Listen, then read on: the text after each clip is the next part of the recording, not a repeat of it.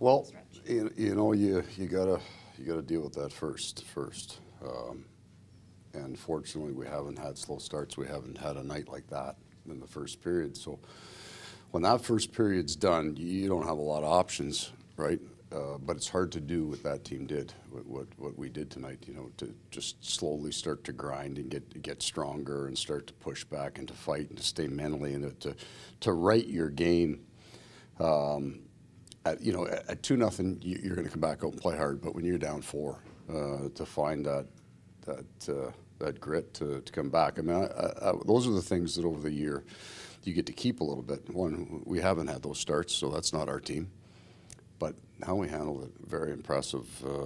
The people don't. If you could hear the bench, you'd be proud of that team. They fought back. It was a tough night for us, but they didn't quit at all. Kept building. What can you say about the job Sam Bennett did stepping into that 1C role? Oh, he's been really good. I mean, I think the interesting thing in all of this is whoever I play Luciano with takes off. I mean, he's just, that line was really good. After the first, when we switched and put the Chuck there, kind of pieces of a line combination we used earlier in the year, there's something there because they get on pucks and they're strong and there's some speed on the left and center, and Matthew can make plays. So we'll take a look at that. I mean, when Sasha Barkov comes back, that might be something we'd like to consider.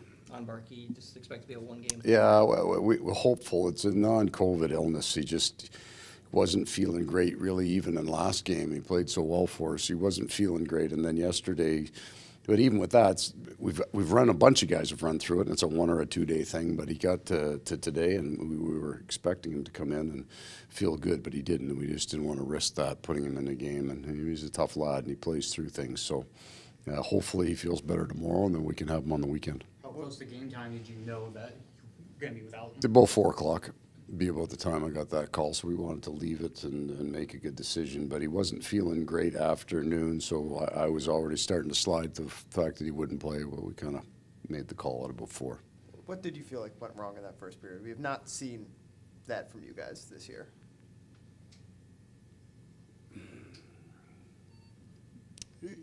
There's just too many small pieces to, you know what I mean? Like, we turned a bunch of pucks over. But worse than that, didn't react to the turnover particularly well. We're going in the wrong direction. It's the end of a power play, and we throw one away, but then we're moving against the grain on it. We don't get the second puck deep. It's a scrum on the wall, and we're moving away from the puck. We get another one. So we didn't react to our mistakes particularly well. We made a mistake, and we do that, and every team does it in every game. But how we reacted, the motion after the mistake, we gave up 5 A chances, and Bob had liked the second one back, but he's not. I mean, we're not expecting our goal. He made a breakaway save. We don't expect him to get all of them. What's the biggest thing your team can learn from a loss like this? How to handle it, because you're going to have, hopefully a very small number of first periods where you don't want to be down 4, but you don't come out and play very well. Can you right the ship? Do we have a plan for those periods when you come into the second period? Can you get off the mat and fight your way out? That's the most important lesson. Spencer coming in after second period, only giving up 1 goal, helping you guys. Yeah, you know what? We got a little more solid there in the second, so we didn't ask too much of him later on, but he was solid for sure. Thank you. Okay, guys.